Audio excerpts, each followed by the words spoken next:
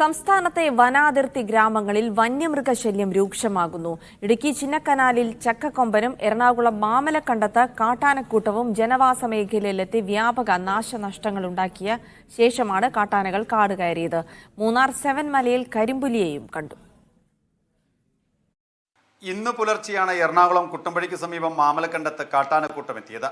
കൂനമല സ്വദേശി തോമസിന്റെ വീട് കാട്ടാനക്കൂട്ടം തകർത്തു, കൃഷിയും നശിപ്പിച്ചു. ഇടുക്കി ചിന്നക്കനാൽ സിംഗകണ്ടത്തെത്തിയ ചക്കക്കൊമ്പൻ രാത്രി മുഴുവൻ ജനവാസ മേഖലയിൽ തമ്പടിച്ചു. വ്യാപക കൃഷിനാശമുണ്ടാക്കിയ കാട്ടാന പുലർച്ചെയോടെയാണ് കാട് കയറിയത്.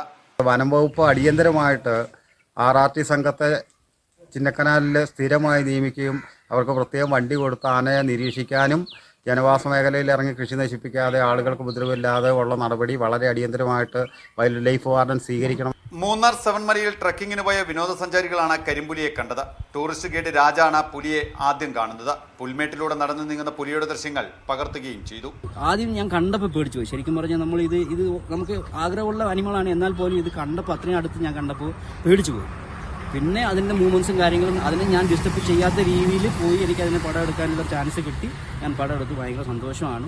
1.5 വർഷം മുമ്പ് രാജമലയിൽ സ്ഥാപിച്ചിട്ടുള്ള ക്യാമറയിൽ കരിമ്പുലിയുടെ ദൃശ്യം പതിഞ്ഞിരുന്നെന്നും ഈ പുലിയാകാം 7 മലയിൽ കണ്ടതെന്നുമാണ് വനം വകുപ്പിന്റെ നിഗമനം. വന്യമൃഗങ്ങൾ കൂട്ടത്തോടെ കാട് ഇറങ്ങുന്നത് തടയാനുള്ള നടപടി സ്വീകരിക്കാത്തതിൽ വനം വകുപ്പിനെതിരെ പ്രതിഷേധവും ഉയരുന്നുണ്ട്. മീഡിയ 1 ഇടുക്കി.